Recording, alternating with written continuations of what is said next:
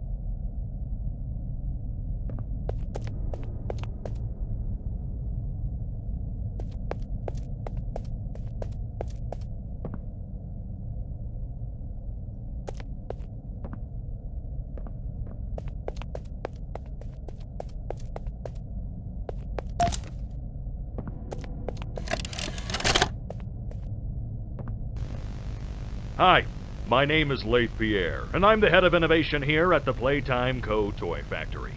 If you're seeing this, then you're trespassing. Yeah, we play this little tape on loop whenever we close the factory for the day. So, trespasser, just to make you aware, while we pride ourselves primarily on our high-quality toys and excellent child care, we also pride ourselves on our security. For example, this facility is full of hidden motion triggers, which, once set off, will turn on the factory's emergency alarms and directly contact the authorities. And that's one of the more tame aspects of our security system. No spoilers. So, you've got my warning. It's not too late to turn around. I just hope that you're certain whatever you're doing is worth it.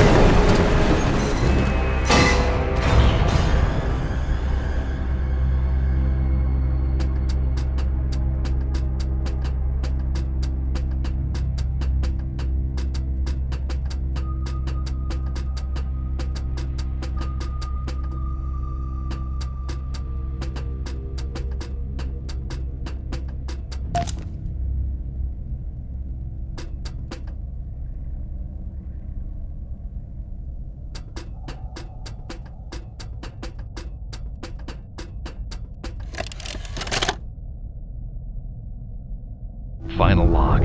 In relation, Experiment 1006, the prototype. Coordination and cooperation is evidently within his skill set, as well as the skill set of all other experiments of his type. Though still missing, today's events are no doubt in relation to him. His absence was a flaw in the scientific process, which should have under no circumstances been left unaccounted for. That's why I'm making this log, so that the same mistake won't be made twice. Any future experiments will need to be contained and disposed of in a secure location. I'm not worried about myself. One breakthrough and I'll be back. We must forge onwards in the name of science, whether those who are beneath us understand it or not. End of...